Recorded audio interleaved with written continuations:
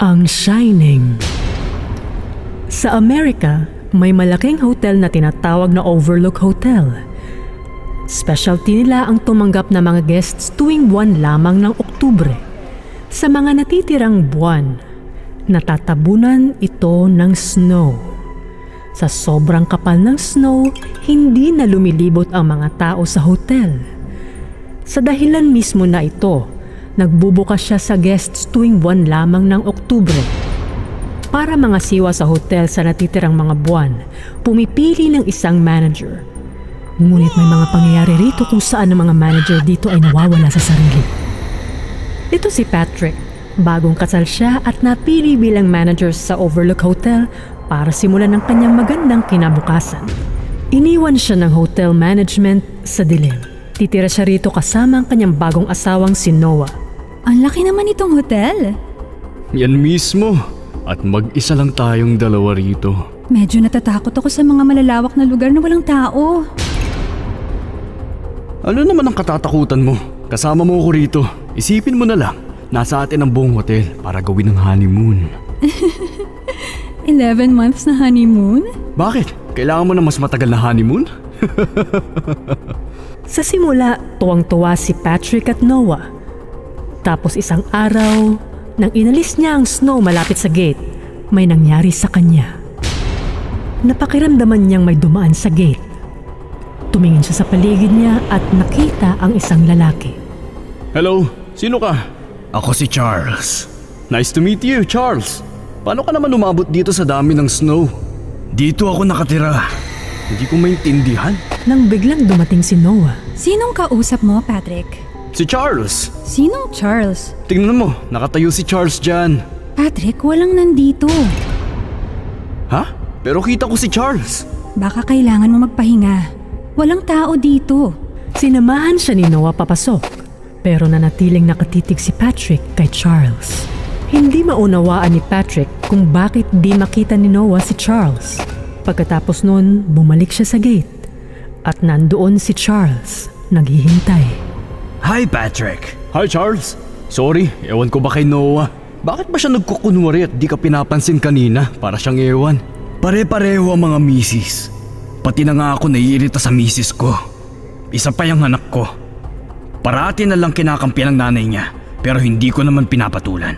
Tinuruan ko ang anak at asawa ko ng leksyon. Pinatahimik ko talaga sila. Pinatay ko silang dalawa.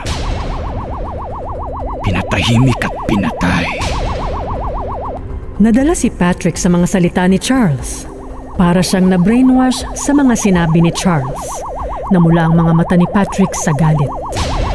Dinampot niya ang pala at dumiretso sa kwarto ni Noah. Hinampas niya si Noah ng pala at agad namatay si Noah. Tila naging isang baliw si Patrick.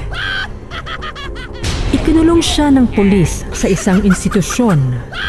Ilang taon nang lumipas mula ang insidente. Kumuha ng bagong manager ang hotel management, si Jake. Isang batang writer si Jake na nangangailangan ng tahimik na lugar para tapusin ang kanyang isinusulat na libro. Nang malaman ni Jake na kaya niyang tapusin ang libro at kumita ng pera sa pagtulong sa hotel, kinuha niya agad ang pagkakataon. Tumira si Jake sa hotel kasama ang asawang si Wendy at ang anak na si Danny. Pagdating ng hotel, tila nakita niya ang mga dating nangyari sa hotel na yon. Natakot siya. Maliit na bata lang si Danny, pero may special superpower siya. Nakikita niya ang past at future sa utak niya. Nakikita ni Danny kung paano pinatay ni Charles ang anak at asawa niya. Nakita rin niya kung paano pinatay ni Patrick si Noah. Dahil dito napasigaw siya. Red drum! Red drum! Anong nangyari, Danny?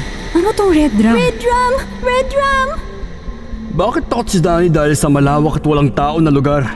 Masasanay din siya sa ilang mga araw. Oo, tama ka. Hindi alam ng kanyang magulang na may psychic ability si Danny. Kumbinsido silang mahina lang ang isip niya. Yun siguro ang dahilan kung bakit malabo ang mga sinasabi niya.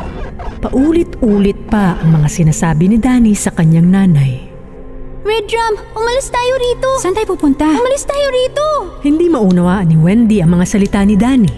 Kinumbinsi lang niya ang kanyang sarili na takot lang si Danny na tumira sa isang malaking hotel. Lumipas ang mga araw at naging abala si Jake sa pagsusulat ng libro. madalas siyang umupo sa basement para magsulat. Isang araw, habang nagsusulat si Jake sa basement, bumaba si Wendy. Jake, parang may mali sa lugar na ito. Ano ba, Wendy? Ilang beses ko bang kailangang sabihin sa'yo wag mo akong istorbohin? Sorry, kailangan mo akong pakinggan. Mula nung pagdating natin, kakaiba ang naging mga kilos ni Danny. Natatakot siya. Parang hindi mo naman alam na lagi siyang kakaiba.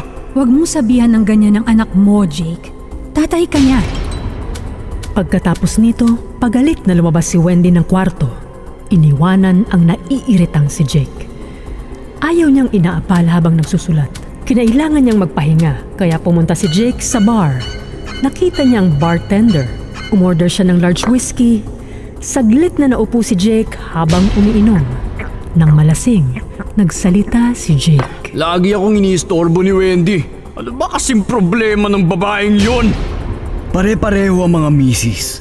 Pati na nga ako naiirita sa misis ko. Isa pa yung anak ko. Parati na lang kinakampihan ng nanay niya, pero hindi ko naman pinapatulan. Tinuruan ko ang anak at asawa ko ng leksyon. Pinatahimik ko talaga sila. Pinatay ko silang dalawa. Pinatahimik at pinatay. Nadala rin si Jake sa mga salita ni Charles. Ang mga mata niya pulang-pula sa galit. Dito, nagsusulat si Danny ng red rum sa pader. Nasita siya ni Wendy nang makita sa salamin.